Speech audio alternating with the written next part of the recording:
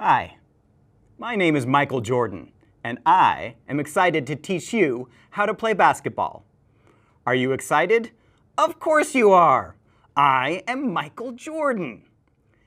Let me just explain a little bit about how we're going to learn in my class. First of all, I've written a new book called How to Play Basketball Like Michael Jordan. I've divided the class into 10 different sections that correspond with the 10 different chapters of my book. Sounds fun, right? Each chapter is 100 pages long, and in each chapter, we'll go over 100 rules. For example, in Chapter 1, we will learn 100 rules for how to dribble. In Chapter 2, 100 rules for how to shoot. And Chapter 3, 100 rules for bounce and chest passes. My personal favorite, Chapter 10, 100 rules for how to slam dunk. I will give you a test each Friday to go over the 100 rules of each of these chapters, just to make sure you all know how to do every rule. If you study hard, and I know you will get an A on each test. And by the end of this course, you will be able to play basketball just like me. Right? What? You don't think so? Well, why not? All right. The real Michael Jordan would never have made the mistake you just saw dramatized. He knows, as I am sure is clear by his level of play, that he didn't just memorize a bunch of rules. What do you need to become a great basketball player? Certainly, you need good coaching, and there is no doubt you want to master the rules of the game.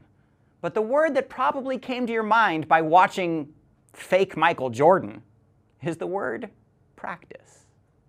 And when you think of practice in a language classroom, you're starting to gain some perspective on what we mean by acquisition. Acquisition refers to the ability to put into practice the ability to interact with others in a real language environment in order to convey meaning and ideas that will be useful to communicate information. After all, that's what language is for. While test-taking and learning in a focused mode can be useful for language learning, it simply isn't enough. In fact, many people have taken years of language classes without ever really acquiring the language. Think about this. I took Spanish in 8th grade, 9th grade, 10th grade, 11th grade, and 12th grade, all in an effort to try to connect with my Mexican heritage. Notice the Spanish bolo tie. I really wanted to learn Spanish to speak to my grandparents in Mexico, and I studied hard. In fact, I got A's in every class I took. I studied the textbooks, I read all the rules, and I memorized all the vocabulary. And while my teachers tried to give me some assignments to engage in real communicative activities, I would say that the majority of time, let's say 80%, was spent in learning the rules of Spanish. I'm embarrassed to admit now, as a language professional, that while taking those Spanish classes, I never considered my mother, a native Spanish speaker, and my father, a Spanish teacher, as resources to practice what I was learning in class.